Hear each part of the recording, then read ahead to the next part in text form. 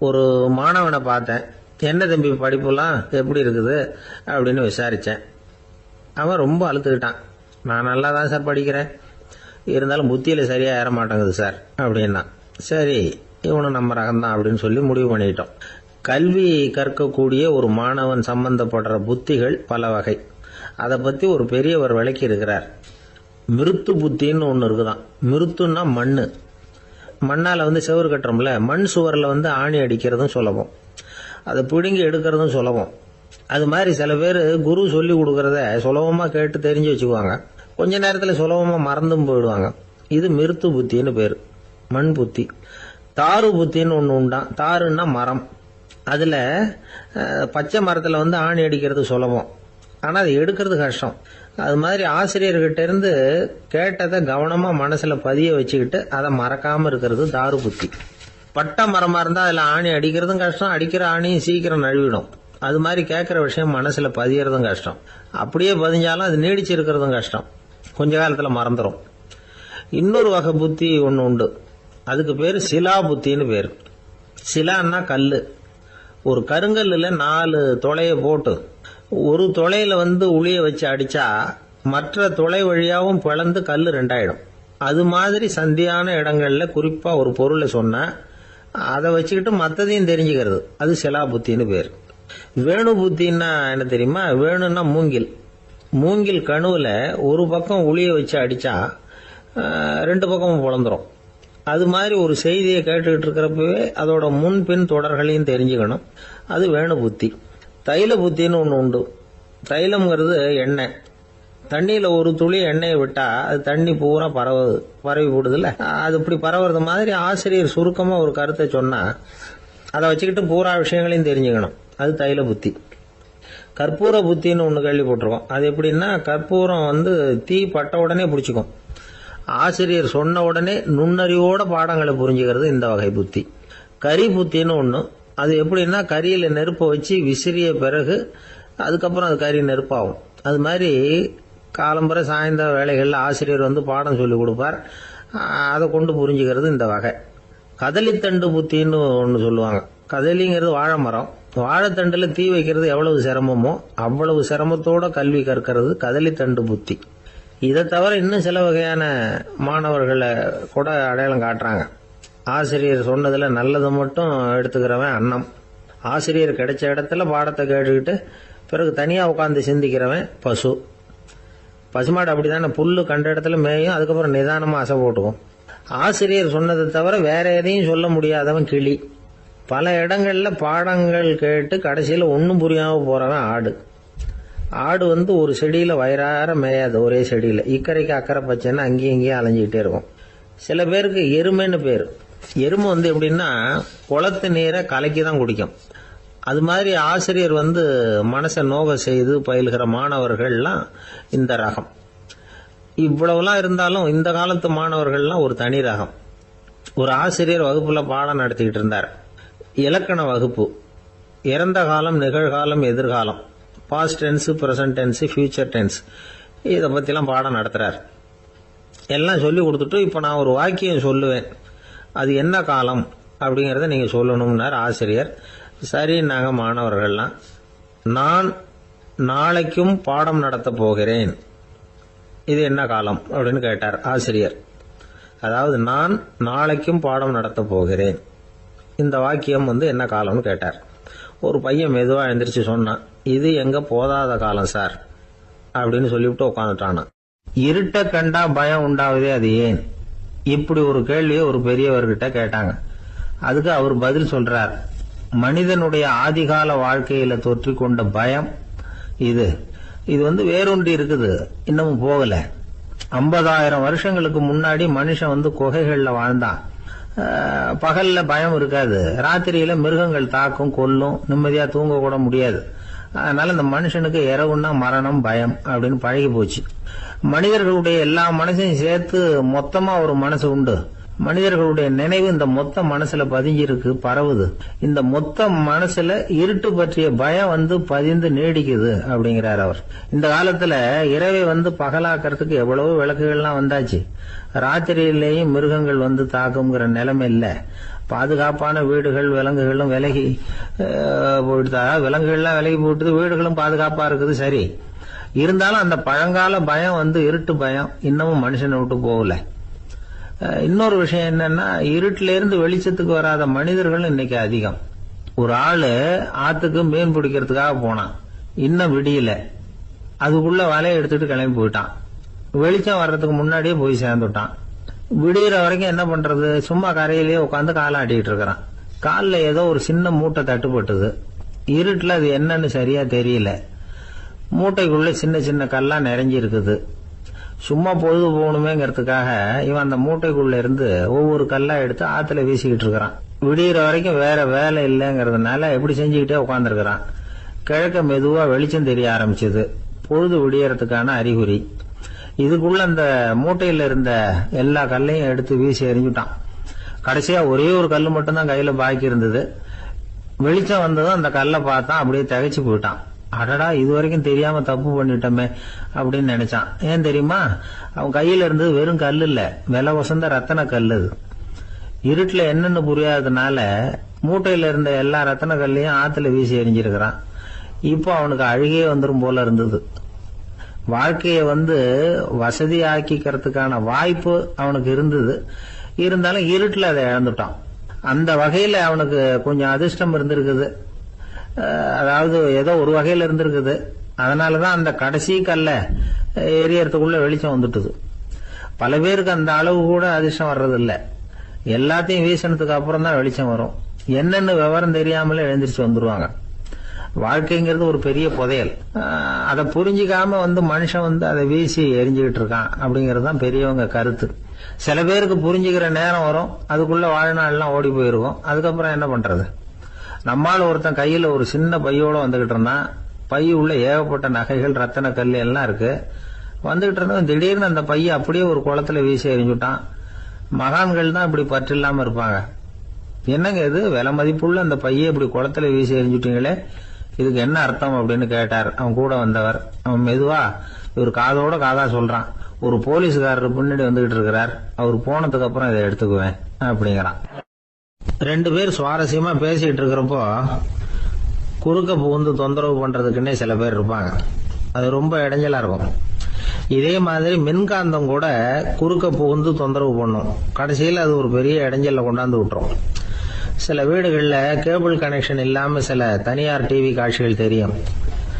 அதுக்கு என்ன காரணம்னா இந்த மின்காந்த குறுக்கீடு தான் காரணம். இதைத்தான் சுருக்கமா EMI அப்படின்னு சொல்றாங்க. அதாவது எலக்ட்ரோ மேக்னெட்டிக் இன்டர்ஃபியரன்ஸ்.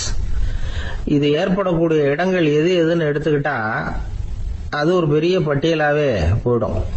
இந்த EMI தொந்தரவு கேபிள் டிவியில மட்டும்தான் இல்ல, ராக்கெட் ஏவுதளத்துல உள்ள ரேடார்கள், அங்க உள்ள சில சக்தி வாய்ந்த தொலைத்தொடர்பு சாதனங்கள், விமான தளங்கள்ல உள்ள ரேடார்கள், கப்பல் தளங்கள்ல பொருத்தப்பட்டிருக்கக்கூடிய சக்தி வாய்ந்த ஆண்டனாக்கள், இப்படி நிறைய சொல்லலாம்.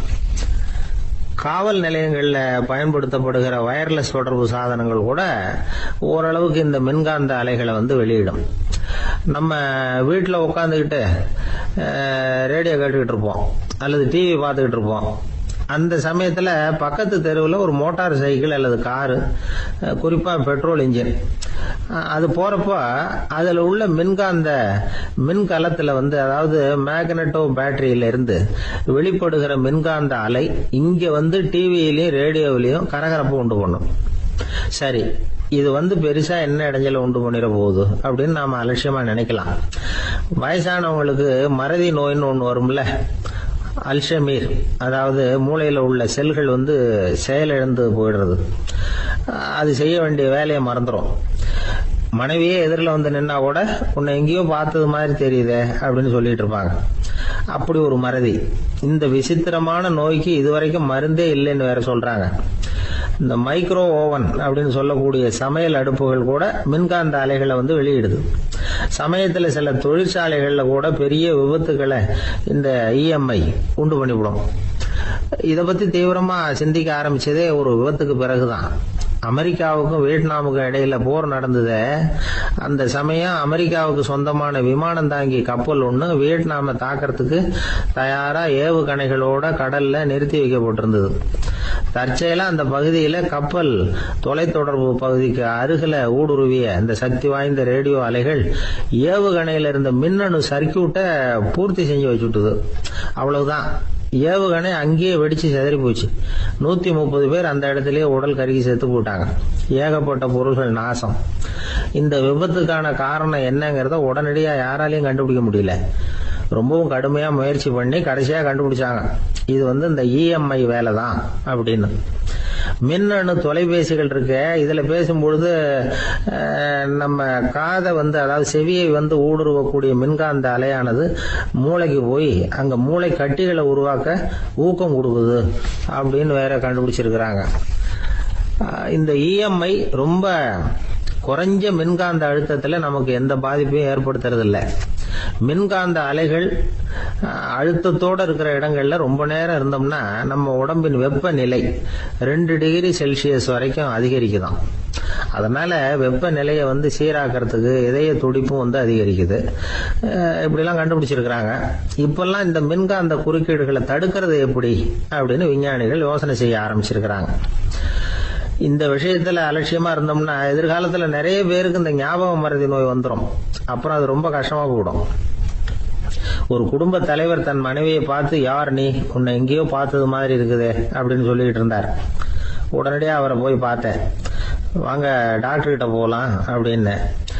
அவரு என்னை தனியா அழைச்சிட்டு போய் காதோட காதா மெதுவா சொல்றார், இந்த பாருப்பா, என் கையில பணம் இல்லாத போகலாம், அப்படி மறதி நோய் வந்துட்டது மாதிரி நடிச்சுக்கிட்டு இருப்பேன், அவ்வளவுதான், அதை நீ கண்டுக்காத அப்படின்னார். ஒரு ஊர்ல ஒரு பெரிய செல்வந்தர் இருந்தார். பணத்துக்கு பஞ்சம் இல்லை. அதனால இந்த உலகத்துல முடியாத காரியம் எதுவும் இல்லைன்னு நினைச்சார். பணம் இருந்தாலே அந்த நினைப்பு தானா வந்துடும். அதனால இவரும் அப்படி நினைச்சதுல ஒன்றும் தப்பு இல்லை. அந்த ஊருக்கு குருநானக் ஒரு தடவை வந்தார். அவருக்கு இந்த செல்வந்தர் ரொம்ப பிரமாதமா ஒரு வரவேற்பு கொடுத்தார். ஊர் எல்லையிலேயே எங்க வீட்டுக்கு விருந்து சாப்பிட்டுட்டு போகணும்னு கேட்டுக்கிட்டார். அவரும் சரின்னு ஒத்துக்கிட்டார். உடனே தன்னுடைய பங்களாவில் ஒரு பெரிய விருந்துக்கு ஏற்பாடு பண்ணார். குருநானக் அழைச்சிட்டு வீட்டுக்கு போனார். உட்கார வச்சார். ஐயா, நான் இந்த ஊர்லயே ரொம்ப பெரிய வசதி உள்ளவன், என்னால எல்லாம் முடியும். உங்களுக்காக நான் என்ன செய்யணும்னு சொல்லுங்க, எதுவா இருந்தாலும் பரவாயில்ல, எவ்வளவு செலவானாலும் பரவாயில்ல, என்னால செய்ய முடியும். என்ன செய்யணும்னு சொல்லுங்க, அது போதும், நான் செய்யறேன் அப்படின்னு நான் ரொம்ப பணிவா. இதை கேட்டதும் குருநானக் சிந்திச்சார் கொஞ்ச நேரம். அதுக்கப்புறம் தன்னோட சட்ட பைக்குள்ள கையை விட்டு ஒரு பழைய ஊசி ஒன்னு எடுத்தார். அந்த செல்வந்தர்கிட்ட கொடுத்தார். இத பாருங்க, இவ்வளவு தூரம் நீங்க கேட்கறதுனால சொல்றேன், எனக்கு நீங்க செய்ய வேண்டிய உதவி இதுதான். ஊசிய கையில வாங்கிக்கிட்டு இதை என்ன செய்யணும் சொல்லுங்க அப்படின்னாரு அவரு. நீங்க செய்ய வேண்டியது என்னன்னா, இந்த ஊசிய பத்திரமா வச்சிருக்கணும். நாம 2 பேரும் இறந்து போனதுக்கு பின்னாடி இன்னொரு உலகத்துல நாம சந்திக்கக்கூடிய வாய்ப்பு இருக்குது. அப்ப இந்த ஊசியை என்கிட்ட கொண்டாந்து கொடுக்கணும். இதுதான் நீங்க எனக்காக செய்ய வேண்டிய உதவி அப்படின்னார் குருநானக் லேசா சிரிச்சுக்கிட்டே. இதை கேட்ட உடனே இந்த பெரியவர் முழிக்க ஆரம்பிச்சிட்டார். அது எப்படிங்க, நான் சாகிறப்ப எப்படி இந்த ஊசியை எடுத்துக்கிட்டு இன்னொரு உலகத்துக்கு வர முடியும்னார். ஊசி மாதிரி ஒரு சின்ன பொருளை கூட இந்த உலகத்தை விட்டு நாம போறப்ப எடுத்துட்டு போக முடியாதுங்கிறப்போ உங்களோட செல்வத்தையெல்லாம் எப்படி அங்க எடுத்துட்டு வர போறீங்க அப்படின்னு கேட்டார் குருநானக். அதுக்கப்புறம் தான் அந்த பெரியவர் யோசிக்க ஆரம்பிச்சாராம். குருநானக் சொல்றார், இத பாருங்க, நாம செய்யற நல்லது கெட்டது தான் கடைசி வரைக்கும் நம்ம கூட இருக்கும். அடுத்தவங்க நல்லா இருக்கணுங்கிறதுக்காக பொருளை செலவு செய்யணும். அப்படி செய்யலைன்னா எந்த பிரயோஜனமும் இல்லை அப்படின்னார். அதுக்கப்புறம் தான் அந்த செல்வந்தரின் அறிவு கண் திறந்துதான். உடனே குருநானக்க வணங்கினார். ஐயா, என்கிட்ட இருந்த ஆணவம் போயிட்டுது, இனிமே என்கிட்ட இருக்கிற செல்வத்தை நல்ல வழியில செலவழிப்பேன் அப்படின்னாராம். நம்ம கிட்ட இருக்கிற பணம் எப்பவும் நம்ம கூடவே வந்துகிட்டு இருக்காதுங்கிறதுக்கு இது ஒரு உதாரணம். அதுக்காக நாம பணம் சேர்க்கறத பத்தி கவலைப்பட வேண்டியதில்லை, பேசாம படுத்து தூங்கிட்டு இருந்தா போதும் அப்படின்னு இதுக்கு அர்த்தம் பண்ணிக்கப்படாது. முறையான வழியில பணம் சேர்க்கணும், அதை முறையான வழியில செலவு பண்ணணும். அதனால ஏற்படக்கூடிய மன நிறைவு இருக்கு பாருங்க, அது அனுபவிச்சவங்களுக்கு தான் தெரியும். சொர்க்கத்துக்கு போறவங்க இங்க இருந்து பணத்தை எடுத்துட்டு போக முடியாது. ஆனா நம்ம செல்வத்தை இங்க மத்தவங்களுக்கு பயன்பட செய்து அதனால ஏற்படுற புண்ணியம் இருக்கு பாருங்க, அதை எடுத்துட்டு போக முடியுமா. இதுதான் ஆன்மீகவாதிகள்லாம் சொல்ற கருத்து. ஜான் நியூட்டன் ஒருத்தர், அவரு சொன்னார், நான் எப்பவாவது சொர்க்கத்துக்கு போய் சேர்ந்தேன்னா அங்க 3 அதிசயங்களை பார்ப்பேன்னார். என்னன்னு கேட்டாங்க. நான் யார் யாரு இருக்க மாட்டாங்கன்னு நினைச்சுக்கிட்டு இருந்தானோ அவங்கள சில பேர் அங்க இருப்பாங்க, அது ஒரு பெரிய அதிசயம்னார். சரி, அடுத்தது என்ன? 2வது அதிசயம் என்னன்னா, அங்க இருப்பாங்கன்னு நான் எதிர்பார்த்த சில பேர் அங்க இருக்க மாட்டாங்க அப்படின்னார். சரி, 3வது பெரிய ஆச்சரியம் என்ன அப்படின்னா, நான் அங்க இருக்க பாருங்க, அதுதான் அந்த 3வது அதிசயம் அப்படின்னாராம். லோகமானிய பால கங்காதர திலகர் இருந்தார்ல, அவருக்கு 15 வயசுலயே கல்யாணம் நடந்துதான். மனைவி பேரு தபிபாய். ரொம்ப பெரிய குடும்பத்து பொண்ணு, நல்ல குணம். அவங்க குடும்பம் நடத்திக்கிட்டு இருக்கிறாங்க. அந்த காலத்துல திருடர்கள் பயம் அதிகம். இந்த காலத்துல மட்டும் என்னன்னு கேக்குறீங்களா? நீங்க கேக்குறது நியாயம்தான். இருந்தாலும் இந்த காலத்து திருடனுக்கும் அந்த காலத்து திருடனுக்கும் ஒரு முக்கியமான வித்தியாசம் உண்டு. அதாவது அந்த காலத்து திருடன்லாம் நியாயம் அநியாயம் பாக்குறது உண்டு, இந்த காலத்துல அப்படி பாக்குறது இல்ல. அந்த காலத்துல திருட வர்றவங்கள்ட்ட கூட ஒரு தார்மீக உணர்வு உண்டாம். அதாவது அப்போ உள்ள கொள்ளைக்காரங்க எதை களவாடினாலும் சரி, அரிசியை மட்டும் களவாடுறது இல்லையா, அப்படி ஒரு கொள்கை. அதனால பாருங்க, அந்த காலத்து பெண்கள் நகை நட்டுகளை பத்திரமா வைக்கணும்னா பெட்டியில வைக்கிறது இல்ல, அரிசி பானையில போட்டு வச்சு விடுறது. இப்பெல்லாம் பேங்க்ல சேஃப்டி லாக்கர்னு இருக்குல்ல, அது மாதிரி அந்த காலத்துல சேஃப்டி லாக்கருங்கிறது அரிசி பானை. வளையல், மூக்குத்தி, தோடு இப்படி எதுவா இருந்தாலும் அதுல போட்டு பத்திரமா வச்சிருவாங்க. திருடன் அரிசி பானை பக்கம் போறதில்லை. ஏன்னா சாப்பிடுற விஷயத்துல கை வைக்கக்கூடாது, அது பாவம் அப்படின்னு அவன் நினைக்கிறான். திலகரோட மனைவி தபிபாயும் அதே மாதிரி தன்னுடைய ஆபரணங்களை ஒரு அரிசி பானைக்குள்ள போட்டு மூடி வச்சிருந்தாங்களாம். இப்படி இருந்தப்போ ஒரு நாள் ஒரு பிச்சைக்கார பொண்ணு வீடு வீடா பிச்சை கேட்டுக்கிட்டே வந்திருக்குது. திலகர் வீட்டுக்கும் தர்மம் போடுங்க தாயே அப்படின்னு தான் அந்த பொண்ணு. அந்த அம்மா தபிபாய் காதல இது விழுந்திருக்கு. உடனே கை நிறைய அரிசி அள்ளிட்டு போட்டிருக்கு. பாத்திரத்துல அரிசியை போட்டதுக்கு அப்புறம் தான் தெரியுது, பளிச்சுன்னு கண்ணுல படுது. அதாவது அந்த அம்மாவோட வைர மூக்குத்தி ஒண்ணு அரிசியோட சேர்ந்து அந்த பிச்சைக்கார பொண்ணு பாத்திரத்துல போய் விழுந்துட்டுது. இந்த அம்மாவுக்கு மனசுக்குள்ள குழப்பம், என்ன இப்படி ஆயிட்டுதே, மூக்குத்தி போயிட்டுதே, பிச்சை பாத்திரத்துல இருந்து அதை எப்படி எடுக்கிறது அப்படின்னு தயக்கம். வாயை திறந்து அதை கேட்கறதுக்கும் கூச்சம். திண்ணையில உட்கார்ந்து இருந்த திலகர் இவ்வளவையும் பார்த்துக்கிட்டு இருக்கிறார். மனைவியின் மனசுக்குள்ள நடக்கிற மௌன போராட்டத்தை அவர் நல்லா புரிஞ்சுக்கிட்டாராம். மனைவியை பார்த்து சொன்னாராம், தபிபாய், இது தெய்வ சம்மதம். அவளுக்கு சேர வேண்டிய மூக்குத்தி அவகிட்ட போயிட்டுது. பிச்சை பாத்திரத்துல விழுந்த மூக்குத்தியை எடுக்க வேணாம் அப்படின்னாராம். சரின்னு சொல்லிவிட்டு மேற்கொண்டு எதுவும் சொல்லாம அந்த அம்மா வீட்டுக்குள்ள போயிட்டாங்களாம். இந்த காலத்துல எல்லாம் அது மாதிரி நடக்குமா? வெறும் அரிசியை போட்டுட்டு விவகாரம் பண்ணிட்டு இருக்க மாட்டோமா? ஒரு பெரிய மனுஷன் வீட்டுக்கு ஒரு பிச்சைக்காரன் வந்தான்.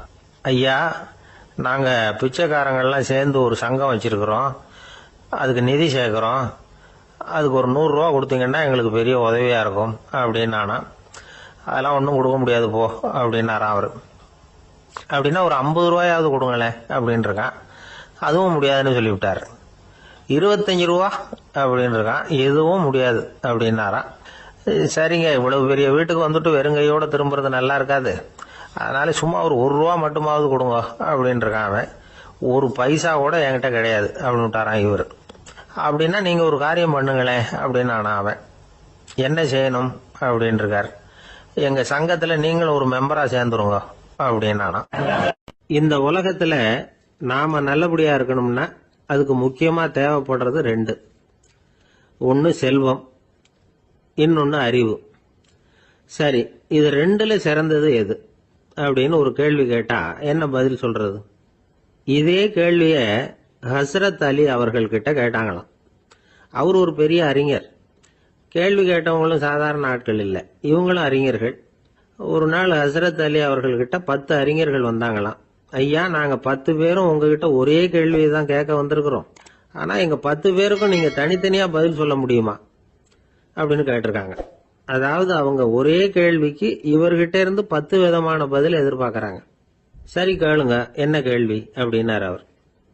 அப்பதான் அவங்க கேட்டாங்களாம், செல்வம், அறிவு, இது 2ல சிறந்தது எது? இதுதான் கேள்வி. ஹஸ்ரத் அலி என்ன பண்ணார் தெரியுமா? அவங்கள ஒவ்வொருத்தரா கூப்பிட்டார். ஒவ்வொரு விதமான பதில சொல்லி அனுப்புனார். முதல்ல ஒருத்தரை கூப்பிட்டார், சொன்னார், அறிவுங்கிறது தீர்க்கதரிசிகள், ஞானிகள், மகான்கள் இவங்களோட பரம்பரை சொத்து. ஆனா செல்வம்ங்கிறது கொடுங்கோலரின் ஆயுதம், அதனால அறிவு தான் சிறந்தது அப்படின்னார். ரெண்டாவது ஆளை கூப்பிட்டார். உங்ககிட்ட செல்வம் இருந்தா நீங்க தான் அதை காப்பாற்றணும். ஆனா அறிவு உங்களை எப்பவும் காப்பாற்றும். ஆகவே அறிவு தான் சிறந்தது அப்படின்னார். மூணாவது ஆளை கூப்பிட்டார். செல்வந்தனுக்கு எப்போதும் விரோதிகள் அதிகம், ஆனா அறிஞனுக்கு நண்பர்கள் அதிகம், அதனால அறிவு தான் சிறந்ததுன்னார். அடுத்தவரை கூப்பிட்டார். செல்வம் அடுத்தவங்களுக்கு கொடுக்க கொடுக்க குறையும், ஆனா கல்விங்கிறது அதிகரிச்சுக்கிட்டே வரும், கொடுக்கறதுனால குறையாது, அதனால அறிவு தான் சிறந்ததுன்னார். இன்னொருத்தரை கூப்பிட்டார். அறிவு உள்ளவன் எப்பவும் அதை அடுத்தவங்களுக்கு வாரி வழங்கிக்கிட்டே இருப்பான், அதனால அவங்ககிட்ட தாராளத்தன்மை இருக்கும். ஆனா செல்வந்தன் கிட்ட கஞ்சத்தனம் தான் இருக்கும், அதனால அறிவு தான் சிறந்ததுன்னார். ஆறாவது நபரை கூப்பிட்டார். செல்வத்தை கள்வர்கள் திருடிட்டு போக முடியும், ஆனா அறிவை அப்படி திருடிட்டு போக முடியாது அப்படின்னார். ஏழாவது நபரை கூப்பிட்டார். செல்வம் கால ஓட்டத்துல அழிஞ்சிரும், ஆனா அறிவை கால ஓட்டம் ஒன்றும் பண்ண முடியாது, ஆகவே அறிவே சிறந்ததுன்னார். எட்டாவது ஆளை கூப்பிட்டு சொன்னார். செல்வத்துக்கு எப்பவும் எல்லை உண்டு, நிறை உண்டு, அளவு உண்டு, கணக்கு உண்டு, ஆனா அறிவுக்கு அப்படிப்பட்ட எல்லை எதுவும் கிடையாது, அதனால அதுதான் சிறந்ததுன்னார். அடுத்தவனை கூப்பிட்டார். செல்வம் உள்ளத்துல உள்ள ஒளியை போக்கிவிடும், இருட்டை உண்டாக்கிவிடும், விரிந்த மனப்பான்மையை குறுகலாக்கிவிடும். ஆனா அறிவு அப்படி இல்லை, இருண்ட உள்ளத்துல ஒளியை பாய்ச்சி அதை விசாலப்படுத்துது, அதுதான் சிறந்ததுன்னார். கடைசியா 10வது நபரை கூப்பிட்டார். செல்வம் மனசுல செருக்கை உண்டாக்குது, ஆணவத்தை ஏற்படுத்துது, அதனால நானே கடவுள்னு நினைக்கிற அளவுக்கு மனுஷனை தாழ்த்தி விடுது. ஆனா அறிவு பணிவையும் பண்பாட்டையும் வளர்க்குது, அதனால அறிவு தான் சிறந்ததுன்னார். ஆக இப்படி 10 பேருக்கும் 10 விதமா பதில் சொன்னது மூலமா ஹஸ்ரத் அலி அவர்கள் அறிவு தான் செல்வத்தை விட சிறந்தது அப்படிங்கறதுக்கு 10 காரணங்களை சுட்டி காட்டியிருக்கார். அந்த அறிஞர் 10 பேர் கேட்ட ஒரே கேள்விக்கு 10 பதில் சொன்னார். நமக்கு வேண்டிய ஒருத்தர் 10 பேர் கேட்ட கேள்விக்கு ஒரே பதில் சொல்லி சமாளிச்சார். கேள்வி என்ன தெரியுமா? என்கிட்ட வாங்கின கடனை எப்பயா திருப்பி கொடுக்க போற? இதுதான் அந்த 10 பேரும் கேட்ட ஒரே கேள்வி. இந்த மாசம் 26ஆம் தேதி தந்துடுறேன் அப்படிங்கிற ஒரே பதில சொல்லி அவ்வளவு பேரையும் இவர் அனுப்பி வச்சுட்டாராம். எல்லாரும் போனதுக்கு அப்புறம் இவரை தனியா கூப்பிட்டு கேட்டிருக்கிறாங்க. அது என்ன சார் கணக்கு, 26ஆம் தேதி அன்னைக்கு என்ன அதிசயம் நடக்க போகுது அப்படின்னு கேட்டிருக்காங்க. அதிசயம் அன்னைக்கு இல்ல, அதுக்கு முத நாளே நடக்க போகுதுன்னாராம். விவரமா சொல்லுங்கன்னு இருக்காங்க. வேற ஒண்ணும் இல்லைங்க, 26ஆம் தேதி தானே எல்லாரையும் வர சொல்லி இருக்கிறேன், அதுக்கு முத நாளே நான் புறப்பட்டு தலைமறைவாயிட போறேன் அப்படின்னாராம் ரொம்ப பெருமையா. ஒரு ஊர்ல ஒரு மன்னர் இருந்தார், புத்தி கூர்மை உள்ள ஒரு மன்னர். பொதுவா மன்னர்களுக்கு சந்தேகம் வந்தா சபையில உள்ள சான்றோர்கள் கிட்ட கேட்டு தெரிஞ்சுக்கிறது தானே வழக்கம். ஆனா இங்க அப்படி இல்லை. மற்றவங்களுக்கு சந்தேகம் வந்தா மன்னர்கிட்ட கேட்டு தெரிஞ்சுக்குவாங்க. அது மாதிரி கேட்டு தெரிஞ்சுக்கிறதுக்காக ஒரு பெரியவர் ஒரு நாள் வந்தார். அவர் கையில 3 பொம்மைகள் வச்சிருந்தார். 3 ஒரே மாதிரி பொம்மைகள், கொஞ்சம் கூட வித்தியாசம் தெரியல. ஏது இந்த பொம்மைன்னு கேட்டார் மன்னர். எனக்கு வேண்டியப்பட்ட ஒருத்தங்கிட்ட இருந்து இதை வாங்கிட்டு வந்திருக்கிறேன், நான் தான் அவன்கிட்ட இந்த பொம்மையை செஞ்சு கொடுக்கும்படியா கேட்டுக்கிட்டேன். அவன் ரொம்ப புத்திசாலி, அவன் தான் இதை செஞ்சு கொடுத்தான், ஆனா அதுல ஒரு சிக்கல் அப்படின்னார். என்ன பிரச்சனைன்னு கேட்டிருக்காரு இவர். நான் அவன்கிட்ட கேட்டது 3 விதமான பொம்மைகளா இருக்கணும்னு கேட்டேன், அவன் என்னடான்னா 3 ஒரே மாதிரியா செஞ்சு கொடுத்துட்டான் அப்படின்னார். அவங்கிட்டயே கேட்கறது தானே அப்படின்னு இருக்காரு இவரு. கேட்டேன், அவன் என்ன சொல்றான்னா இது 3 ஒரே மாதிரி பொம்மை கிடையாது, 3 விதம், ஒண்ணுக்கு ஒண்ணு வித்தியாசம் இருக்குது. இந்த 3 பொம்மையும் 3 விதமான நண்பர்களுக்கு உதாரணங்கள் அப்படின்னு சொல்றான். எனக்கு ஒன்னும் புரியல, அதுதான் உங்ககிட்ட வந்தேன் அப்படின்னார். சரி, அந்த பொம்மைகளை இப்படி கொடுங்க அப்படின்னு வாங்கினார் மன்னர்.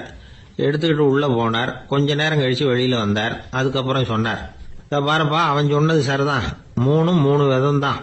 இது இருக்குதே முதல் பொம்மை, இது உத்தமமான நண்பனுக்கு உதாரணம். இந்த 2வது பொம்மை இது மத்தியமமான நண்பனுக்கு உதாரணம்.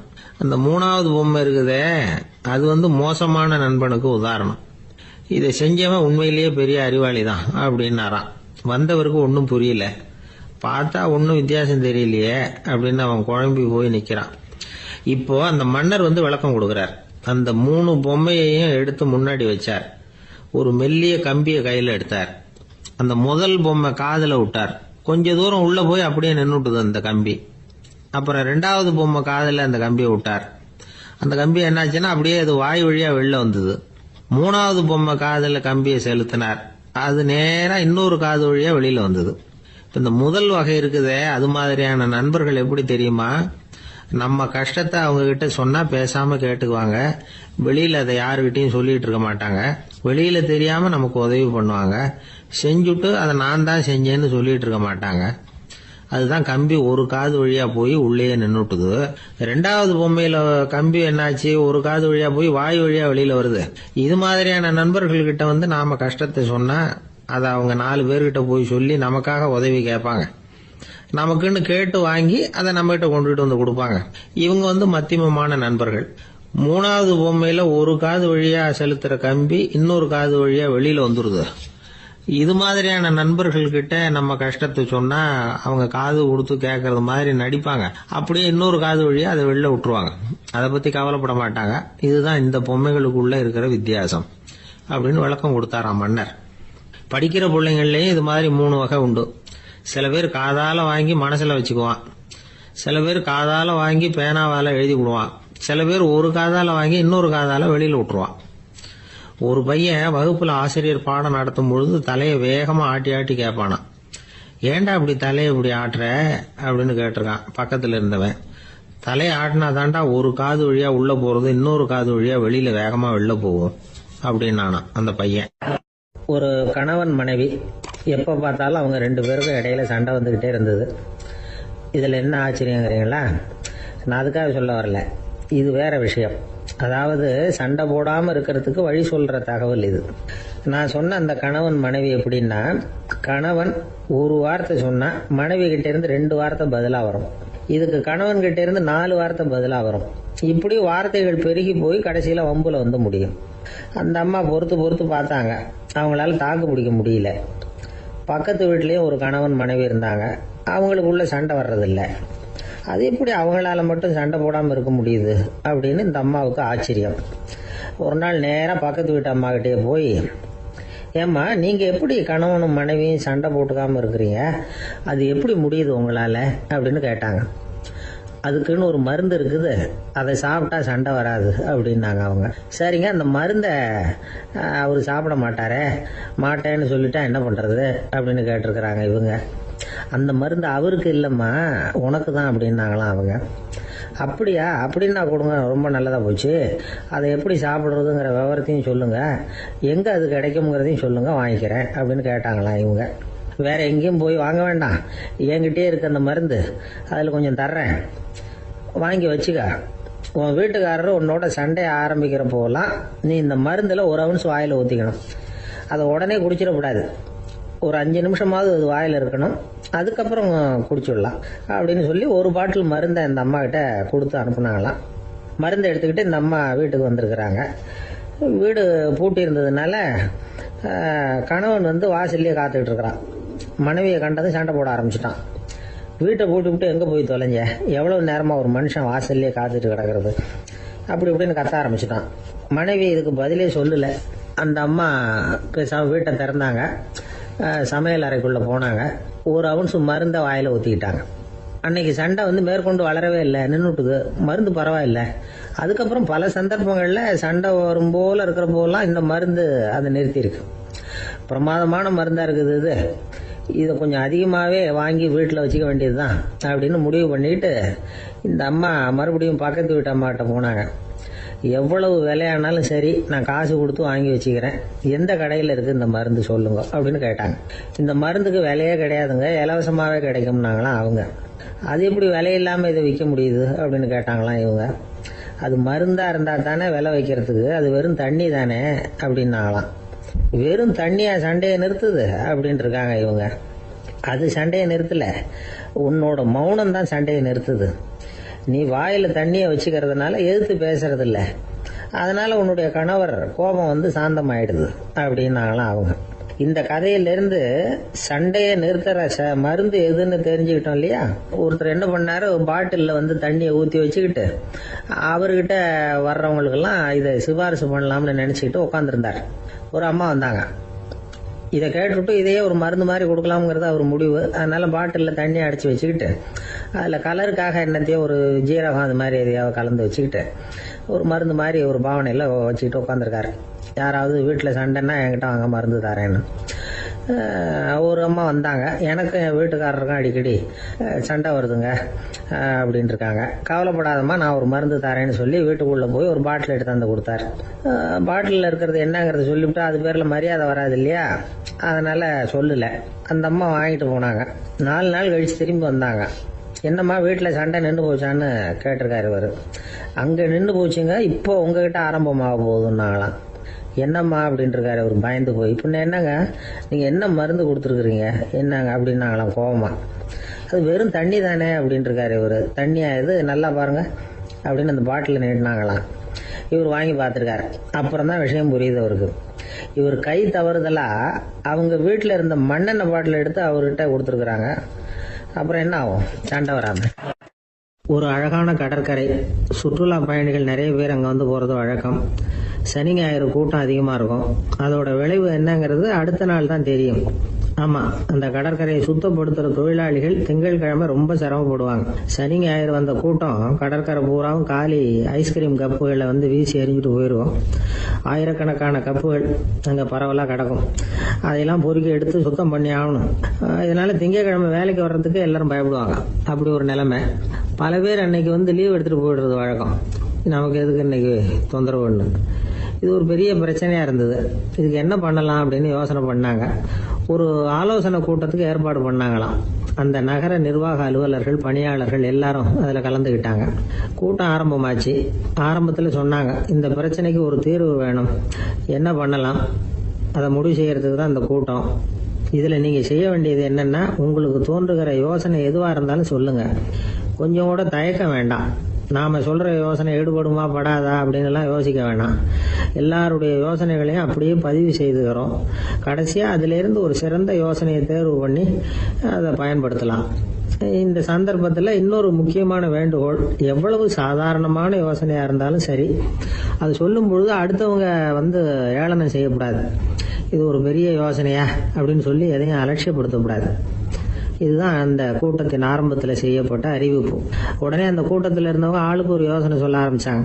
ஒருத்தர் எழுந்திருச்சார், இங்கே வர்ற சுற்றுலா பயணிகள் கிட்ட ஆளுக்கு $10 ஒரு டெபாசிட் மாதிரி வைப்பு பணமாக வாங்கிக்கணும். காலி ஐஸ்கிரீம் கப்பை திருப்பி கொடுத்தா அந்த பணத்தை திருப்பி கொடுத்துடலாம். இப்படி ஒரு ஏற்பாடு பண்ணிக்கிட்டா கப்புகளை தேடி பொறுக்கிட்டு இருக்க வேண்டியதில்லை, எல்லாம் ஒரே இடத்துக்கு வந்து சேர்ந்துடும். அப்படியே நாம் வந்து தூக்கிட்டு போய் ஒரு இடத்துல கொட்டி விடலாம் அப்படின்னாரு. இன்னொருத்தர் எழுந்திருச்சார், கப்பை வந்து கீழே போட்டால் $50 அபராதம் அப்படின்னு அங்கங்கே போர்டு எழுதி வச்சுடலாம். கப்புகளை போடுறதுக்கு அங்கங்கே பெரிய கூடைகளை வச்சுடலாம். நாம் சாவகாசமாக அந்த கூடைகளை சேகரம் பண்ணிக்கலாம் அப்படின்னாராம். இன்னொருத்தர் எழுந்திரிச்சு கொஞ்சம் கோபமாக பேசினார். கப்புகளை வந்து அவங்க வாயிலேயே திணிச்சுடணும், அதுகளை முன்னு சாப்பிட்டு பார்த்தா தான் தெரியும் அது எவ்வளவு கஷ்டங்கிறது அப்படின்னு ரொம்ப கடுமையாக பேசியிருக்காரு. இது வேடிக்கையாக தெரிஞ்சாலும் இந்த யோசனையும் பதிவு செஞ்சுக்கிட்டாங்களாம். இப்படி பல யோசனைகள். கடைசியாக எல்லாத்தையும் படித்து பார்த்துட்டு பரிசீலனை பண்ணாங்க.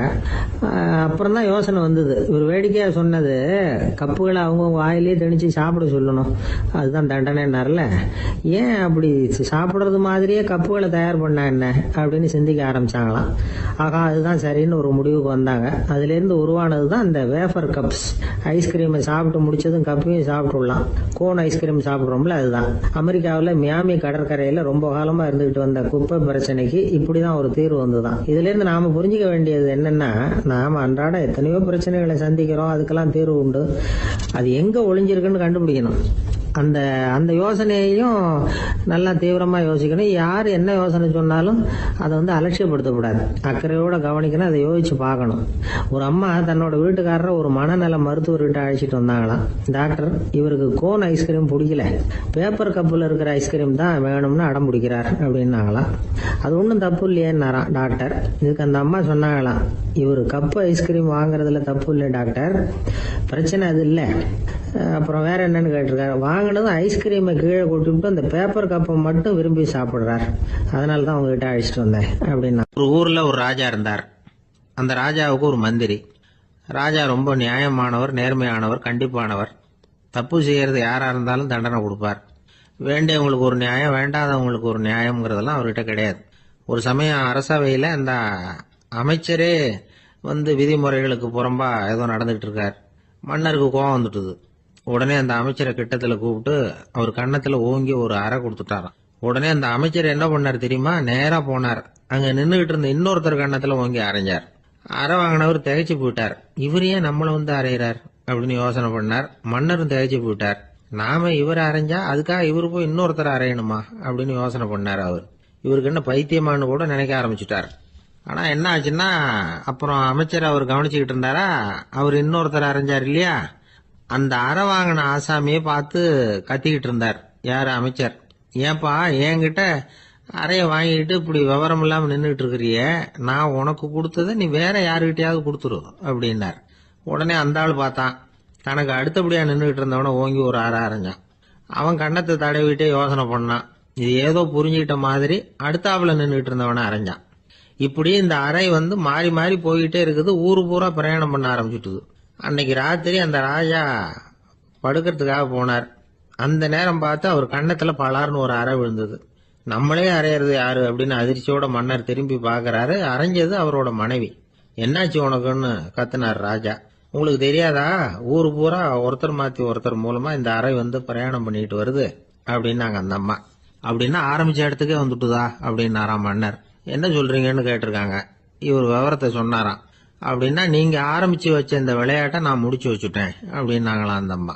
மறுநாள் காலை மறுபடியும் அரசவை கூடிச்சு. அந்த அமைச்சர் மன்னரை பார்த்து கேட்டார், என்ன மகாராஜா, என்கிட்ட கொடுத்ததை திருப்பி வாங்கிட்டீங்களா அப்படின்னாராம்.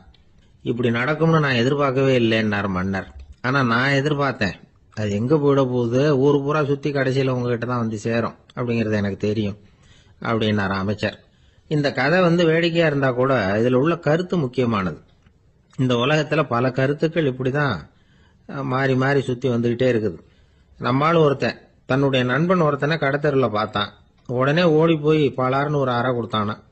அவன் கண்ணத்தை தடவிட்டு ஏன்டா என்ன அரைஞ்சேன்னு கேட்டிருக்கான். நீ ஏன்டா என்ன முட்டாள்னு என் மனைவிட்ட போய் சொன்னேன் அப்படின்னு இருக்கான் அவன். உன்னை ஒரு முட்டாள்னு சொன்னதுக்காகவா நீ என்ன அரைஞ்ச அப்படின்னு கேட்டிருக்கான் இவன்.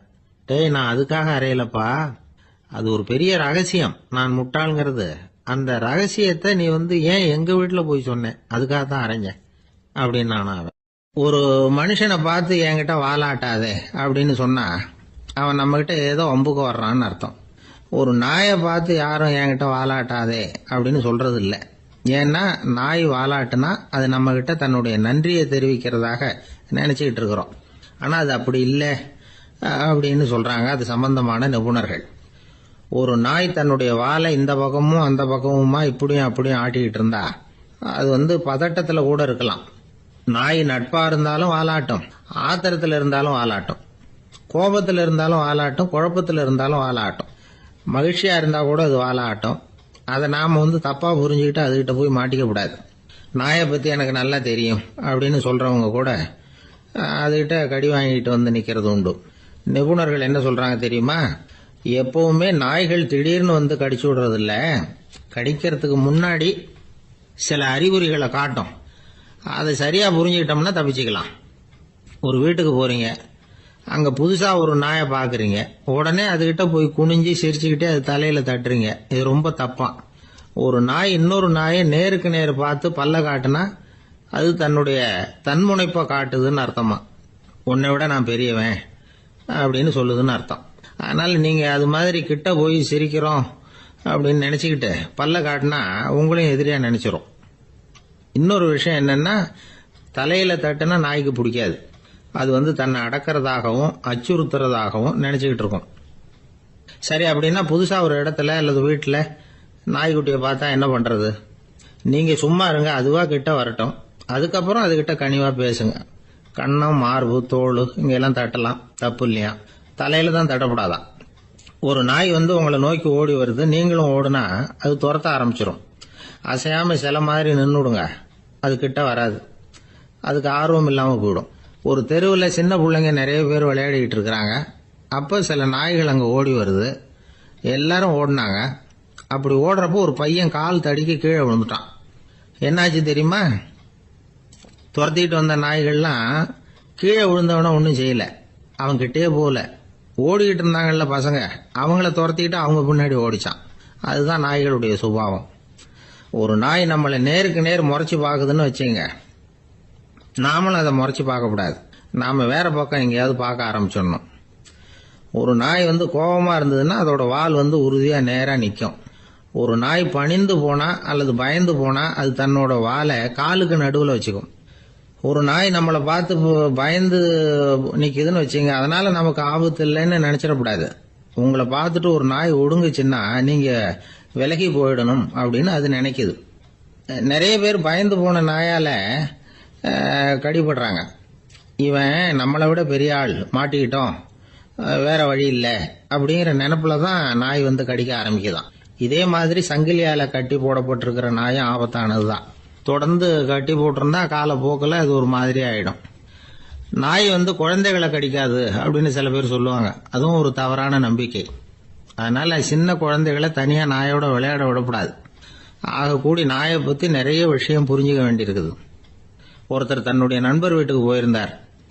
அவசியம் எங்க வீட்டில் சாப்பிட்டுட்டு தான் போகணும் அப்படின்னு ரொம்ப அன்பா சொல்லிவிட்டார். அதை மீற முடியல இவரால். சரின்னு உட்காந்துட்டார். சாப்பாடு போட்டாங்க, சாப்பிட ஆரம்பிச்சார். அவங்க வீட்டில் கட்டி போட்டு இருந்த நாய்க்குட்டி இவர் சாப்பிட்றத முறைச்சு பார்த்தது. ஏன் இப்படி என்ன இது முறைச்சு பாக்குது உங்க வீட்டு நாய்க்குட்டி அப்படின்னு அவர் கேட்டார். அப்போ அவங்க சொன்னாங்களாம், அதுகிட்ட ஒரு கெட்ட பழக்கம்ங்க, தன்னோட தட்டுல யாரு சாப்பிட்டாலும் அது அப்படிதான் முறைச்சு பார்க்கும் அப்படின்னாரா அவரு. இந்த உலகத்துல மனுஷன் எவ்வளவோ தவறுகள் செய்யறான். அதுக்கெல்லாம் என்ன காரணம்? அதை பத்தின ஆராய்ச்சி தான் இன்னைக்கு. இதுக்கு ஆராய்ச்சி என்னத்துக்கு, அது தெரிஞ்ச விஷயம் தானே அப்படின்னு நீங்க நினைக்கலாம். ஆனா அப்படி அலட்சியமா இந்த விஷயத்தை விட்டுறக்கூடாது. பொதுவா எல்லோரும் நினைக்கலாம், எது சரி எது தவறு அப்படின்னு தெரியாததுனால தான் மனுஷன் தப்பு பண்றான் அப்படின்னு. ஆனா அப்படி சொல்லிட முடியாது. மனுஷன் தெரிஞ்சே தான் தவறுகள் பண்றான். இப்போ உதாரணத்துக்கு ஒரு சாலையில இடது பக்கம் போக வேண்டிய ஒருத்தர் நடுக்கோட்டை தாண்டி வலது பக்கமா வண்டியை ஓட்டிட்டு போறாருன்னு வச்சுங்க.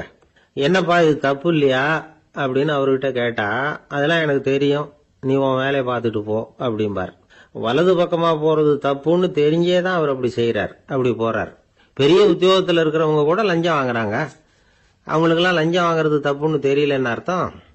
திருடுறது தப்புன்னு தெரியாமலாம் மனுஷன் திருடுறான், நல்லாவே தெரியும். நீங்க வேணும்னா கேட்டு பாருங்க, வேற வழி இல்லை அதனால தான் திருடுறேன்பா. திருடுறது ஒரு புண்ணியமான காரியம்னு திருடனே கூட சொல்ல மாட்டான். திருடுறது தவறுங்கிறது திருடனுக்கு தெரியும் அப்படிங்கறத விளக்கறதுக்காக ஒரு பெரியவர் ஒரு கதை சொன்னார். அதாவது 2 திருடர்கள் 2 பேரும் சேர்ந்து ஒரு வீட்டுக்கு போய் ஒரு 10,000 ரூபாயை திருடிட்டு வந்துடுறாங்க. ஒரு காட்டு வழியா வந்துகிட்டு இருக்கிறாங்க. இன்னும் விடியல. 2 பேருக்கும் தூக்கம் கண்ணை சுத்துது. சரி, இப்படியே ஒரு மரத்தடியில படுத்து தூங்குவோம், காலையில விடிஞ்சதும் இந்த பணத்தை 2 பேரும் பங்கு போட்டுக்குவோம் அப்படின்னு முடிவு பண்றாங்க. அதே மாதிரி படுத்து தூங்குறாங்க. நடு ராத்திரியில ஒரு திருடன் முழிச்சுக்கிறான். விடிகிற வரைக்கும் காத்துக்கிட்டு இருந்தா 5,000 ரூபா தான் கிடைக்கும், இப்பவே கம்பி நீட்டினா 10,000 ரூபா கிடைக்கும் அப்படின்னு யோசிச்சு பார்த்துட்டு ஒரு முடிவுக்கு வந்தான். மெதுவா அந்த 10,000த்தையும் சுருட்டிக்கிட்டு அடுத்தவனுக்கு தெரியாம ஓடி போயிட்டான். விடியுது. அடுத்தவன் எழுந்திரிச்சு பாக்குறான். பணத்தையும் காணல, பாகஸ்தனையும் காணல. இந்த திருடன் அந்த திருடனை திட்டுறான், திருட்டு பய, அயோக்கிய பய, இப்படி அநியாயமா கிளப்பிட்டு போட்டானே அப்படிங்கிறான். இதுல இருந்து என்ன தெரியுது? தெரியாம எடுத்துக்கிட்டு போறது திருட்டு, அயோக்கியத்தனம், அநியாயம் அப்படிங்கறது இவனுக்கு தெரிஞ்சிருக்குது. அதனாலதான் அடுத்தவனை பார்த்து இப்படி திட்டுறான். அதனால தெரியாததுனால மனுஷன் தவறு பண்றான்னு சொல்றது சரியில்லை. அப்படின்னா மனுஷன் பண்ற தவறுகளுக்கு உண்மையான காரணம் தான் என்ன? இதே சந்தேகம் அர்ஜுனனுக்கும் வந்துதான். அதனாலதான் அவன் பகவானை பார்த்து கேட்கறான், மனுஷன் தன் விருப்பத்துக்கு விரோதமா ஏதோ ஒரு சக்தியினால பலாத்காரமா இழுக்கப்பட்டது மாதிரி பாவம் பண்றானே, அந்த சக்தி என்ன அப்படின்னு கேட்கறான். இதுக்கு பகவான் பதில் சொல்றார், காமமும் குரோதமும் தான் அந்த சக்திகள், அதாவது ஆசையும் சினமும். இது 2ம் உன்னுடைய எதிரிகள் அப்படிங்கறத புரிஞ்சுக்கோ அப்படிங்கிறார். இன்னமும் நுணுக்கமா பார்த்தா காமத்தினுடைய மறு உருவங்கள் தான் குரோதமும் லோபமும். ஆசை நிறைவேறலன்னா குரோதம், அதாவது கோபம். ஆசை நிறைவேறிட்டதுன்னா லோபம், அதாவது பேராசை. பாவத்தை கண்ட்ரோல் பண்ணணும்னா அதுக்கு மெயின் சுவிட்ச் எது அப்படிங்கறது இப்பதான் தெரியுது. அதுக்கு மனுஷன் தெரிஞ்சே தான் தவறு பண்றான் அப்படின்னு பேசிக்கிட்டோமே. அதுக்கு ஒரு உதாரணம். ஒரு ஆளு ஹோட்டல்ல சாப்பிட போனான். சாப்பிட்டு முடிச்சான். எழுந்திரிச்சு முதலாளி கிட்ட பில்ல கொடுத்தான். காசை கொடுக்கல. முதலாளி பணம் கொடுன்னு கேட்டார். இவன் என்கிட்ட பணம் இல்லைன்னா. முதலாளி கொஞ்சம் கூட அலட்டிக்கல. உள்ளே இருந்து ஒரு ஆளை கூப்பிட்டார். இவனை கூப்பிட்டுட்டு போய் இட்லி மாவு ஆட்ட சொல்லுன்னார். இவனும் கவலைப்படாம உள்ள போயிட்டான். அப்போ அழைச்சிட்டு போற ஆளு கேக்குறான், ஏன் சார் சாப்பிடுறதுக்கு முன்னாடி காசு இல்லைங்கிறது உங்களுக்கு தெரியாதா அப்படின்னு கேக்குறான். தெரியும், காசு இல்லைங்கிறதும் தெரியும், காசு இல்லாம சாப்பிட்டா மாவாட்டணுங்கிறதும் தெரியும் அப்படின்னா அந்த ஆள். அப்படின்னா நீங்க உங்க வீட்லயே சாப்பிட்டு இருக்கலாமே அப்படின்னு கேக்குறான் அவன். அதுக்கு இவர் சொல்றாரு, அது எப்படி, அங்க சாப்பிட்டாலும் நான் இதே வேலையை தானே செய்ய வேண்டியிருக்கும் அப்படின்னாராம். நமக்கு முன்னாடி நமக்கு வேண்டிய ஒருத்தர் ஒரு கிளாஸ்ல நமக்கு பழச்சாறு கொண்டாந்து வைக்கிறாருன்னு வச்சுங்க. உடனே நாம என்ன பண்ணுவோம், எடுத்து கிடுகிடுன்னு சாப்பிட்ருவோம் அடுத்தவங்க யாரும் வர்றதுக்குள்ள. அதை விட்டுட்டு அதை கொண்டாந்து வச்சவர்கிட்டயே அதோட விலை என்ன அப்படி இப்படின்னு நான் கேட்டுக்கிட்டு இருப்போம். நாம கேட்க மாட்டோம். ஆனா காந்திஜி அப்படி கேட்டாராம். எப்ப தெரியுமா, 1935 அந்த வருஷம் மே மாசத்துல ஒரு நாள் காந்திஜி டெல்லியில இருக்கிறார். அப்ப அவருக்கு 2 டம்ளர் மாம்பழச்சாறு கொண்டாந்து கொடுக்குறாங்க. அதை வாங்குறாரு. இதோட விலை என்ன அப்படின்னு கேட்டார் காந்திஜி. யாருக்கிட்ட கேட்டாருன்னா மனுபென் காந்தி கிட்ட கேட்கிறார். அவங்க தான் கொண்டாந்து கொடுக்குறாங்க. காந்திஜிக்கு உதவி செய்யறதுக்காக அவர் கூடவே இருந்தவங்க அவங்க கிட்ட தான் கேட்கிறாரு. காந்திஜி சும்மா வேடிக்கைக்காக இப்படி கேட்கிறாருன்னு நினைச்சுட்டாங்க அந்த அம்மா. அதுவும் இல்லாம அதோட விலையை கேட்டா காந்திஜி நிச்சயமா அதை சாப்பிட மாட்டார் அப்படிங்கிற பயம் வேற. அதனால அந்த அம்மா பதில் எதுவும் சொல்லாம கம்முன்னு இருந்துட்டாங்க. கொஞ்ச நேரம் ஆச்சு. அந்த பழச்சாறு வச்ச இடத்துல அப்படியே இருக்குது, வச்ச இடத்துல வச்சபடியே இருக்கு. காந்திஜி அதை சாப்பிடவே இல்லை. மனுபென் காந்தி பார்த்தாங்க. மெதுவா காந்திஜி கிட்ட போய் அதை சாப்பிடுங்களேன் அப்படின்னாங்க. பழச்சாறு விலை என்னன்னு கேட்டேன், அதுக்கு பதில் இல்லை. அது முதல் தப்பு. பதிலை எதிர்பார்த்திருந்தும் அதை பத்தி விசாரிக்கல, அது 2வது தப்பு. இப்படி 2 தப்புகளை பண்ணிவிட்டு என்கிட்ட வந்து இதை சாப்பிடுங்கன்னு சொன்னா அது எப்படி அப்படின்னு கேட்டாராம் காந்திஜி. மனுபென் காந்தி என்ன சொல்றதுன்னு தெரியாம திகைச்சு போய் நின்றுகிட்டு இருந்தாங்க.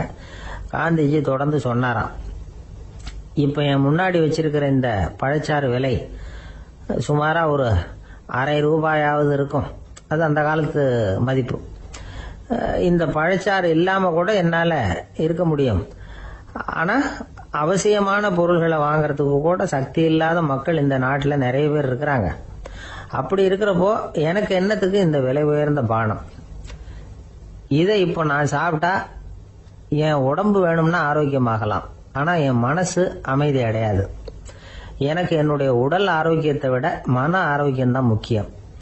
அதனால இதை நான் சாப்பிட மாட்டேன், எடுத்துட்டு போயிடு அப்படின்னாராம்.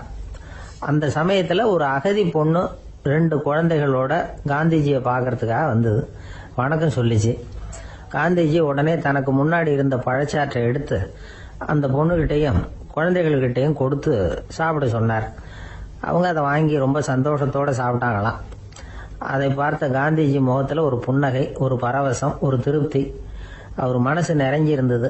அப்ப அவர் சொன்னாராம், ஆண்டவன் எனக்கு எப்பவும் சரியான சமயத்துல கை கொடுப்பாருங்கிறது அதுக்கு இதுதான் அத்தாட்சி. நான் ஒரு இக்கட்டான சூழ்நிலையில இருக்கிறப்ப கூட கடவுளின் கருணையால அந்த சூழ்நிலை என்னை பாதிக்கல. என் கூட இவ்வளவு நாள் பழகியும் கூட இங்க இருக்கிறவங்க எனக்கு அதிக விலை உள்ள பழரசத்தை கொடுத்தாங்க. ஆனா சரியான நேரத்துல அதை சாப்பிட வேண்டியவங்களை என்கிட்ட அனுப்பி வச்சு என்ன சந்தோஷப்படுத்தினார் கடவுள், அவருக்கு நன்றி அப்படின்னாராம் மகாத்மா காந்தி. உடல் ஆரோக்கியத்தை விட மன ஆரோக்கியம் தான் எனக்கு முக்கியம்னு சொன்னார் பாருங்க. அதை நாம எல்லாரும் மனப்பூர்வமா இன்னைக்கு சிந்திச்சு பார்க்கணும். இந்த காலத்துல எல்லாரும் அப்படியா நினைக்கிறாங்க? எனக்கு தெரிஞ்ச ஒருத்தர் இருந்தார். தினமும் காலையில ஒரு காபி சாப்பிட உட்கார்ற நேரத்துல பக்கத்து வீட்டுக்காரர் வந்து சேருவார் கரெக்டா. உடனே அவரும் தனக்குன்னு வந்திருக்கிற காப்பியை எடுத்து மனப்பூர்வமா பக்கத்து வீட்டுக்காரர்கிட்ட கொடுத்துருவார். அதுக்கப்புறம் அவருக்காக வேற காப்பி போட்டு கொண்டாந்து கொடுத்தாலும் வேண்டான்னு சொல்லிடுவார். ஆண்டவனா பார்த்து சரியான நேரத்துல அவரை எங்க வீட்டுக்கு தினமும் அனுப்பி வைக்கிறார் அப்படிம்பார். ஏன் அப்படி சொல்றீங்க அப்படின்னு கேட்டோம் ஒரு நாள். அதுக்கு அவர் சொல்றார், எனக்கு என்னோட உடல் ஆரோக்கியம்தான் முக்கியம். இத கடவுள் புரிஞ்சுக்கிட்டு எங்க வீட்டு காப்பியை சாப்பிடுறதுக்கு தினமும் அடுத்த வீட்டுக்காரனை அனுப்பி வைக்கிறார் அப்படின்னார் அவர். காஞ்சிபுரத்துல பல்லவ ராஜா ஒரு கோவில் கட்டினார், கைலாசநாதர் கோவில். அதுக்கு கும்பாபிஷேகம் பண்றதுக்கு ஒரு நாள் குறிப்பிட்டு அதுக்கு வேண்டிய ஏற்பாடுகள்லாம் பண்ணினார். முதல் காரியமா கடவுளை வேண்டிக்கிட்டார், நீங்க இந்த கும்பாபிஷேகத்துக்கு நேர்ல வந்து கலந்துக்கணும்னார். கடவுள் அந்த ராஜா கனவுல வந்தார். நீ கும்பாபிஷேகம் வச்சிருக்கிற அதே நாள்ல அதே நேரத்துல எனக்கு இன்னொரு ஊர்ல ஒரு கும்பாபிஷேகம் இருக்குது, அதுக்கு போக வேண்டியிருக்கு. அதாவது திருநின்ற ஊர்ல என்னுடைய பக்தர் ஒருத்தர், அவரும் ஒரு கோயில் கட்டி கும்பாபிஷேகம் செய்யறார். நான் அதுக்கு போக வேண்டியிருக்கு, அதனால உன்னுடைய தேதியை நீ மாத்தி வச்சுக்கோ அப்படின்னார். கடவுள் தான் எங்கேயும் இருக்கிறவராச்சே, அவர் நினைச்சா 2 இடத்துலயும் இருந்து கோயில் கும்பாபிஷேகத்தை நடத்த முடியாதா? ஏன் அப்படி செய்யல? அது ஒரு முக்கியமான காரணத்துக்காக தான். திருநின்ற ஊர்ல இருந்த பூசலாருங்கிற அந்த அடியாரின் பெருமையை இந்த உலகத்துக்கு எடுத்து காட்டணுங்கிறதுக்காகத்தான் கடவுள் அந்த ராஜா கிட்ட அப்படி சொன்னார். சரி, அந்த அடியார் அப்படி என்னதான் பெருசா கோயில் கட்டி விட்டார்? ராஜா கட்டின கோயிலை விட பெருசா? அவர் கட்டினது கருங்கல்லாலேயோ மண்ணாலேயோ மரத்தாலேயோ இல்ல. அவர் கட்டின கோயில் வேற மாதிரி. அது மனசால கட்டின கோயில், மனசுக்குள்ள இருக்கிற கோவில், மனக்கோவில். அந்த அடியார் தன்னோட மனசுக்குள்ள மாசக்கணக்கா ஒவ்வொரு கல்லா சேர்த்து கட்டின கோவில். இந்த விஷயம் ராஜாவுக்கு தெரியாது. அவர் என்ன நினைச்சுட்டாரு, அது நாம கட்டின கற்கோயிலை விட ரொம்ப பெருசா இருக்கும் போல இருக்கு அப்படின்னு நினைச்சுட்டாரு. சரி, அப்பேற்பட்ட அந்த கோயிலை தரிசனம் பண்ணிவிட்டு வருவோம் அப்படின்னு நினைச்சு ராஜா திருநின்ற ஊருக்கு போறார். அங்க போய் பார்த்தா கோயிலையும் காணும், ஒன்னையும் காணும். கடைசியில பூசலார் கட்டின மனக்கோவில் தான் அதுங்கிறத அவர் புரிஞ்சுக்கிறார். உடனே அந்த அடியாரின் காலில் விழுந்து வணங்குறார். அவரோ, இது மனசால முயன்ற கோவில், இதுக்கு இத்தனை பெருமையா அப்படின்னு ஆச்சரியப்படுறார். இதுல ஆச்சரியப்படுறதுக்கு ஒண்ணும் இல்ல. ஆண்டவன் விரும்புறது அகபக்தியை தவிர புற தோற்றங்களே அல்ல. இத நாம புரிஞ்சுக்கிட்டோம்னா நமக்குள்ள எந்த வேறுபாடுகளும் வர்றதுக்கு வழியே இல்லை. இன்னொரு ராஜா இருந்தார். அவரு ஆண்டவனுக்கு படைக்கிறதுக்காக ஒரு தார் நல்ல செவ்வாழை பழமா எடுத்துக்கிட்டு போகணும்னு நினைச்சார். அதனால முத நாளே அதை வாங்கிட்டு வர சொன்னார் வேலைக்காரங்கிட்ட. வேலைக்காரன் போனா கடைத்தெருவில் ஒரு தார் பழம் வாங்கினா. வர்ற வழியில அவன் குடிசை. அப்படியே எட்டி பார்த்துட்டு போவோமேன்னு நினைச்சான். போனான். அங்க இவனோட குழந்தை பாவம் பசியால கத்திக்கிட்டு இருக்கு. இவன் பார்த்தான், இவ்வளவு பெரிய தாரில் ஒரு 2 பழம் எடுத்தா தெரியவா போகுது அப்படின்னு நினைச்சு ஒரு 2 பழத்தை பிச்சு அந்த குழந்தைகிட்ட கொடுத்தான். அது அதை வாங்கி வயிறார சாப்பிட்டது. பசி அடங்குச்சு, விளையாட போயிட்டுது. இவன் அதுக்கப்புறம் வாழைப்பழத்தை எடுத்துக்கிட்டு அரண்மனைக்கு வந்தான். 2 பழம் பிச்சிருக்கிறது ராஜாவுக்கு தெரிஞ்சு போச்சு. இவன் உண்மையை சொல்லிவிட்டான். உடனே ராஜா, கடவுளுக்கு படைக்க வேண்டிய பொருளை குழந்தை எச்சில் பண்ண விட்டுருக்கியே அப்படின்னு சொல்லி அவனை கட்டி வச்சு சாட்டையால் அடிச்சார் பாவம். மறுநாள் பழத்தை கோயிலுக்கு எடுத்துட்டு போனார். கடவுள் முன்னாடி வச்சார். கடவுள் கண்ணை திறந்து பார்த்தார், பழம்லாம் அழுகி இருக்குது. என்ன இது அழுகி போன பழம் அப்படின்னார். ராஜா முழிச்சார். நல்லா தானே இருந்தது அப்படின்னு நினைச்சார். அப்போ கடவுள் அந்த ராஜா கிட்ட சொன்னாராம், இத பாருப்பா, இந்த தாரில் 2 பழம் தான் நல்ல பழம். அந்த 2 பழங்களையும் நேத்திக்கே நான் சாப்பிட்டுட்டேன் அப்படின்னாராம். அப்பதான் ராஜாவுக்கு புரிஞ்சுது, ஏழை குழந்தையின் பசியை தீர்க்கறதுக்காக உதவுன அந்த 2 பழம் தான் இறைவன் சாப்பிட்ட பழம்னு. இறைவன் இருக்கிற இடம் எது? இதுதான் பக்தின்னு சொல்றோம் இல்லையா. அது 3 வகைப்படும் அப்படிங்கிறார் ஒரு பெரியவர். அது என்ன 3 வகைன்னா, தெய்வ பக்தி, அடியார்கள் பக்தி, குரு பக்தி. அடியார் பக்தியை விட தெய்வ பக்தியை விட குரு பக்தி தான் ரொம்பவும் சிறந்ததுங்கிறார் அவர். தெய்வத்துக்கிட்ட செஞ்ச பாவம் குருநாதர்கிட்ட தீர்ந்துருமா. குருநாதர்கிட்ட செஞ்ச பாவம் தெய்வத்துக்கிட்ட போனாலும் தீராதான். இப்படி பெரியவங்கெல்லாம் சொல்லி வச்சிருக்கிறாங்க. ஒரு காடு, அங்க அயோத தௌமியர் அப்படின்னு ஒரு தபோதனர். அவரு பல மாணவர்களை ஒன்னா சேர்த்து ஒரு குருகுலம் நடத்திட்டு இருக்கிறார். பல தரப்பட்டவங்க, பல திறப்பட்டவங்க மாணவர்கள் அதுல சேர்ந்து படிச்சுக்கிட்டு இருக்கிறாங்க. பாஞ்சால ராஜகுமாரன் ஒருத்தனும் அந்த குருகுலத்துல சேர்ந்து படிச்சுக்கிட்டு இருக்கிறான். அவன் பேரு ஆருணி. பெரிய இடத்து புள்ள, இருந்தாலும் படுப்புல ரொம்ப கெட்டிக்காரனா இருந்தான். அவன் தான் அங்க முதல் மாணவன். ஒரு நாள் குருநாதர் அந்த அரசகுமாரனை கூப்பிட்டார். நம்ம குருகுலத்துக்கு சொந்தமான வயல்ல தண்ணீர் பெருகி வெள்ளம் பயிரை அழிக்குதான். அதனால நீ போய் மடையை அடைச்சிட்டு வந்துரு அப்படின்னார். அந்த அரசகுமாரன் உடனே புறப்பட்டான். குருநாதர் சொல்லிட்டார்ல, உடனே புறப்பட்டான். நான் பெரிய இடத்து பிள்ளையாச்சே, ராஜகுமாரனாச்சே, ரொம்ப செல்வாக்கூட வளர்ந்தவனாச்சே, நான் போய் வயல்ல இறங்கி வேலை செய்யறதா அப்படின்னுலாம் அவன் நினைக்கல. குருநாதர் கட்டளையை நிறைவேற்ற வேண்டியது நம்ம கடமை அப்படின்னு நினைச்சான். உடனே ஒரு மண்வெட்டியை தூக்கி தோல்ல வச்சுக்கிட்டு புறப்பட்டு போயிட்டான். வயலுக்கு போனான். பார்த்தான், தண்ணி கரையை உடைச்சிக்கிட்டு வயலுக்குள்ள ஏகமா பாஞ்சிக்கிட்டு இருக்குது.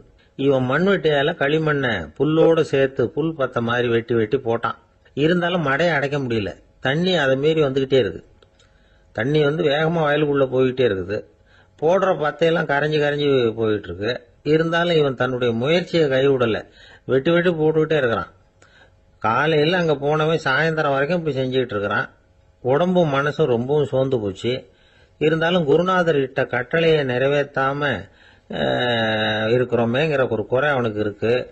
குரு கட்டளையை நிறைவேற்றாத நான் இன்னமும் இருக்கணுமா அப்படின்னு யோசனை பண்ண ஆரம்பிச்சுட்டான். என்ன செய்யலாம்னு பார்த்தான். நம்ம குருநாதர் இட்ட பணிக்காக இந்த உடம்பையே தியாகம் பண்ணலாம் அப்படின்னு முடிவு பண்ணான்.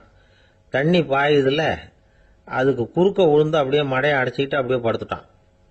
இது மற்றவங்களுக்கு தெரியாது. அன்னைக்கு ராத்திரி ஒரு விளக்கு முன்னாடி உட்காந்து குருநாதர் பிள்ளைங்களுக்கு பாடம் சொல்லி கொடுத்துட்டு இருக்கிறார். வரிசையில் இருக்கக்கூடிய ராஜகுமாரனை காணல. நம்ம ஆருணி எங்க போனா அப்படின்னு சொல்லி மற்ற மாணவர்களை விசாரிச்சார். இப்போ அவங்க சொன்னாங்க, சுவாமி அவன் காலையில வயலுக்கு மடையை அடைக்கிறதுக்காக போனான், நீங்க தான் போக சொன்னீங்க, இன்னும் திரும்பி வரல அப்படின்னு அவர் பையன். குருநாதர் உடனே ஒரு தீவெட்டி எடுத்துக்கிட்டு மாணவர்களை அழைச்சிக்கிட்டு வயலுக்கு போனார். அங்க போய் பார்த்தா ஆளை காணும். ஆருணி ஆருணின்னு சொல்லி சத்தம் போட்டு கூப்பிட்டு பாக்குறார். நான் இங்க இருக்கேன் குருநாதா அப்படின்னு காலுக்கு அடியிலேருந்து ஒரு சத்தம் வருது. குனிஞ்சு பார்த்தா அவன் மடையில படுத்திருக்கிறான். என்னப்பா இதுன்னார். காலையிலேருந்து இந்த மடையை அடைச்சி பார்த்தேன் சுவாமி, முடியல, அதனால இப்படி குறுக்க படுத்துட்டேன். என்னை தாண்டறதுக்கு பயந்து போய் தண்ணியே தேங்கி நின்றுட்டுது அப்படின்னா. அவனுடைய குரு பக்தியையும் அவனை தாண்டறதுக்கு அஞ்சு நிற்கிற தண்ணி தேக்கத்தையும் பார்த்துட்டு எல்லாரும் ரொம்ப ஆச்சரியப்பட்டு போயிட்டாங்களாம். ஆருணி எழுந்திருச்சு வா அப்படின்னு கூப்பிட்டாராம் குருநாதர். அவன் தண்ணீரை பொழந்துகிட்டு எழுந்திருச்சு வந்தானான். அதனால அவனுக்கு உத்தாலகன் அப்படின்னு ஒரு பேர். உத்தாலகன்னா தண்ணீரை பிளந்தவன் அர்த்தம். அந்த உத்தாலகன் மாதிரி இந்த காலத்து மாணவர்களுக்கும் குரு பக்தி வேணும் அப்படின்னு சொன்னோம் ஒரு பள்ளிக்கூடத்துல. உடனே நிறைய மாணவர்கள் எழுந்திருச்சு நின்னாங்க. சார், நீங்க எங்களை இன்னமும் சரியா புரிஞ்சுக்கலன்னு நினைக்கிறோம். அன்னைக்காவது ஒருத்தன் அப்படி இருந்தான், இன்னைக்கு ஏகப்பட்ட உத்தாலகர்கள் இருக்கிறோம். எங்க வாத்தியார் கட்டளை இட்டா இப்பவே அது மாதிரி வயலுக்கு போய் மடையில குறுக்கப்படுத்துக்கிறதுக்கு இந்த வகுப்புல உள்ள அத்தனை பேரும் தயாரா இருக்கிறோம் அப்படின்னாங்க. அப்படியா அப்படின்னு சொல்லி கேட்டோம் ரொம்ப சந்தோஷமா. ஒருத்தன் ரொம்ப அடக்கமா எழுந்திருச்சான். அப்புறம் சொன்னான், ஆமா சார், வகுப்புல இவர் நடத்துற பாடத்தை கேட்டுக்கிட்டு இருக்கிறத விட பேசாம போய் மடையில படுத்துடுறது ஒன்றும் கஷ்டமான காரியமா இருக்காது, அதனாலதான் எல்லாரும் அங்க போறேன்னு சொல்றோம் அப்படிங்கிறான். துருக்மேனியாவில் அஷ்காபாத் அப்படின்னு ஒரு நகரத்துல ஒரு புவியியல் விஞ்ஞானி இருந்தார். அவரு ஒரு நாய்க்குட்டி வளர்த்தார். ஒரு நாள் முன்னிரவு நேரம் ஒரு மேஜைக்கு முன்னாடி உட்கார்ந்து அந்த விஞ்ஞானி ஏதோ கணக்கு போட்டுக்கிட்டு இருக்கிறார். அவருக்கு ஒரு சின்ன பெண் குழந்தை, அது தொட்டில தூங்கிட்டு இருக்குது. அந்த நாய்க்குட்டியும் ஒரு மூலையில படுத்து அது பாட்டுக்கு தூங்கிட்டு இருந்தது. ஒரே அமைதி. அந்த நேரத்தில் திடீர்னு அந்த நாய்க்குட்டி துள்ளி எழுந்திருச்சுது. நேராக குழந்தைகிட்ட ஓடிச்சு. அந்த குழந்தைய அது போட்டிருந்த ட்ரெஸ்ஸோட சேர்த்து கவ்வி தூக்குச்சு. தூக்கிக்கிட்டு வாசல் பக்கம் ஓடிச்சு. நாய்க்குட்டி குழந்தைய கவ்வி தூக்க முடியுமாங்கிற சந்தேகம் உங்களுக்கு இல்லையா? நீங்க நம்ம ஊர் நாய்க்குட்டியவே பார்த்து பழக்கப்பட்டிருக்கீங்க, அதனால நம்புறதுக்கு சிரமமா இருக்கும். அந்த ஊர்ல எல்லாம் அது ரொம்ப ஸ்ட்ராங்கா இருக்கும், ஒரு ஏதோ கண்ணுக்குட்டி மாதிரி இருக்கும். விஞ்ஞானி அதை பார்த்துட்டார். உடனே அந்த நாய்க்கு வெறி பிடிச்சிட்டுதுன்னு முடிவு பண்ணிட்டு தன்னோட கை துப்பாக்கி எடுத்துக்கிட்டு ஓடி வந்தார். அவர் வெளியில நாய்க்குட்டி எங்க அப்படின்னு பார்த்து தேடுறார். அந்த நேரத்துல அந்த வீடு இடிஞ்சு விழுது. காரணம் பூமி அதிர்ச்சி. இப்படி பூமி அதிர்ச்சி உண்டாக போகுதுங்கிறது அந்த நாய்க்குட்டிக்கு முன்னாடியே தெரிஞ்சு போச்சு. அதுதான் குழந்தைய தூக்கிட்டு வெளியில ஓடி வந்திருக்குது. அது மூலமா அந்த குடும்பத்தையே காப்பாத்தி இருக்குது அந்த நாய்க்குட்டி. இந்த சம்பவம் நடக்கிறதுக்கு 3 நாளைக்கு முன்னாடியே சில பிராணிகளுக்கு இப்படி நடக்க போகுதுங்கிறது தெரிஞ்சிருக்குதான். ஆமா, அந்த நகரத்துல 3 நாளைக்கு முன்னாடியே பாம்பு, பல்லி இதெல்லாம் அது தங்கி இருந்த வலையை விட்டு வெளியில ஓடி வந்துட்டுது. அதே மாதிரி அங்கிருந்த புறாவெல்லாம் பறந்து போயிடுச்சான். இதே மாதிரி யுகோஸ்லோவியாவில் கூட ஒரு நகரம், அங்க ஒரு நாள் ராத்திரி ஒரு மிருக காட்சி சாலையில திடீர்னு ஒரு பெரிய கலவரம், கூச்சல், குழப்பம். அங்க இருந்த கழுதை, புலி, யானை, பறவை எல்லாம் கண்ணாபின்னான்னு கத்த ஆரம்பிச்சுட்டுது. நீர் யானை அதுக்குன்னு போட்டிருந்த தடுப்பையே தாண்டி குதிச்சு வெளியில வந்துட்டுதான். மறுநாள் தான் எல்லாருக்கும் விஷயம் புரிஞ்சுது. அடுத்த நாள் காலையில அங்க பூமி அதிர்ச்சி உண்டாயிட்டுது. இப்ப பாருங்க, அதாவது மனுஷனை போய் தீர்க்க தரிசி அது இதுன்னு சொல்லிட்டு இருக்கிறோம். இவனை விட அது பரவாயில்லைன்னு தோணுது. அதாவது மிருகங்கள் ஒன்னு நடக்க போகுதுங்கிறத முன்னாடியே புரிஞ்சுக்குதே. சரி, இதெல்லாம் எப்படி அது முன்கூட்டி புரிஞ்சுக்குது? அதுதான் படைப்பு ரகசியம். அதை கண்டுபிடிக்கிறதுக்கு தான் மனுஷன் ஆராய்ச்சி பண்ணிட்டு இருக்கிறான். விஞ்ஞானிகளோட ஆராய்ச்சியெல்லாம் ஒரு பக்கம் இருக்கட்டும், வீட்டுக்குள்ளேயே சில ஆராய்ச்சி பண்ணி பாருங்களேன். இப்ப சில யோசனை சொல்லி அதை சோதனை பண்ணி பாருங்க அப்படின்னு ஒருத்தர் சொன்னாராம். அதாவது இப்ப மழை வருமா வராதா அப்படின்னு தெரிஞ்சுக்கணுமா, உடனே ஒரு பூனைக்குட்டி பின்னாடியே மெதுவா போய் அது என்ன செய்யுதுன்னு கவனிச்சு பார்க்கணும். பூனைக்குட்டி தன்னோட பாதத்தினால சுகத்துல அப்படி கீறிக்கிட்டு இருக்கும். அப்படி கீறினா கண்டிப்பா மழை வரும். சில சமயம் பூனைக்குட்டி அப்படி மல்லாந்து படுத்துக்கிட்டு பாதத்தை உயர தூக்கும், அப்படியும் புரளும். இப்படி செஞ்சதுன்னா அன்னைக்கும் மழை இருக்காது. அதனால முன்னாடி இருந்தது மழை வர்றதுக்கு அறிகுறி, இது மழை இல்லைங்கிறதுக்கு அறிகுறி. பறவைகள் பிராணிகள் இதுகளோட நடவடிக்கைகளை பார்த்துட்டு அதையெல்லாம் அடிப்படையா வச்சுதான் காலநிலையை கண்டுபிடிக்கிற கருவிகளை கண்டுபிடிச்சிருக்கிறாங்க. வாத்து இருக்குல்ல, சில சமயம் தன்னோட அழகை தன்னோட இறகுகள்ல அப்படியே புதைச்சிக்கும். அப்படி செஞ்சா குளிர்காலம் வரப்போகுதுன்னு அர்த்தம். பருவநிலை குளிரா மாறப்போகுதுங்கிறதுக்கு இதுதான் அறிகுறி. சிட்டுக்குருவி இருக்குதுல்ல, அதெல்லாம் புழுதியில உழுந்து புரளும், சிறகுகளை படபடன்னு அடிச்சுக்கும். அப்படி செஞ்சா மழை வரப்போகுதுன்னு அர்த்தம். ஒண்ணு மட்டும் நாம நல்லா தெரிஞ்சுக்கணும், இயற்கையின் சீற்றம்னு சொல்றோம் இல்லையா, இயற்கை ஏன் நம்ம மேல கோவப்படுது?